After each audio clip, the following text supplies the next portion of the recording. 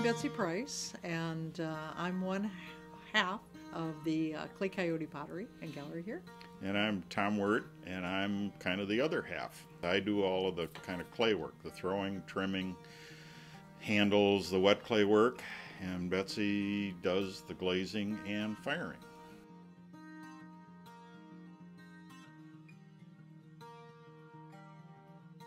We ended up in Hutchinson just by luck of the draw.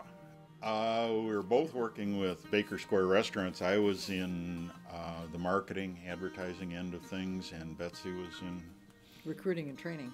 We were doing a few shows in the Chicago area, and then knew that, or figured out if we were going to make a living at it, that we needed a full-time studio. And I got downsized, fired, whatever you want to call it, in '93. And we looked around for land in the Chicago area. It was like $15,000 an acre. Then we looked in Minnesota. It was $1,500 an acre, so we came to Minnesota. When we moved here, back in '94, there really wasn't an internet. And so you didn't have the luxury of just being anywhere that UPS could reach you, and now you do. Up till then, we were dial-up, and we could never, ever even dream of doing the business we do off the internet with dial-up. No. It's not possible.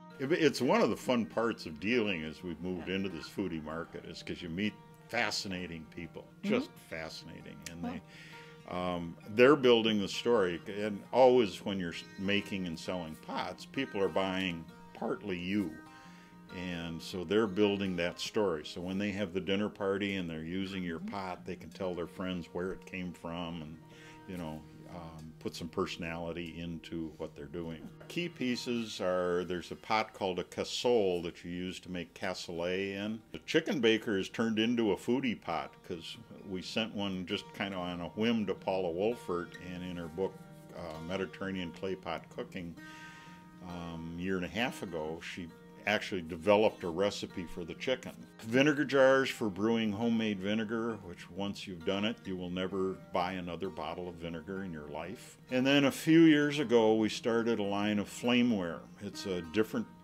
type of clay, different pottery that you can actually use on a stovetop. And that kind of started to take off last year. And this year, it's more than taking off. It's becoming a little overwhelming. Ultimately, we do somewhere around, depends on the year, but between 4,000 and 5,000 pots a year. Even in the beginning, when we first started, we put the pieces on, and Tom said, "Oh, they might buy a pie plate or a mug because they're never going to really buy anything online if they haven't seen it, touched it, whatever." And then one of the first orders that came in was a set of 12 from California. We thought, I guess they can do it without touching and seeing. Fortunately, I mean, they help a lot. The gals from the gallery help with the shipping of the pots out, so that helps. This coming year, we're probably going to have to hire somebody who comes in for shipping because it is starting to take so much time. Well, it takes them out of the gallery too much, too, where they need to be out front taking care of people, and we have 50 boxes waiting for them in the back. It gets a little tricky. Yeah. But it's a delicate balance, trying to always keep up with all these different things and get your work done at the same time. Yeah. So.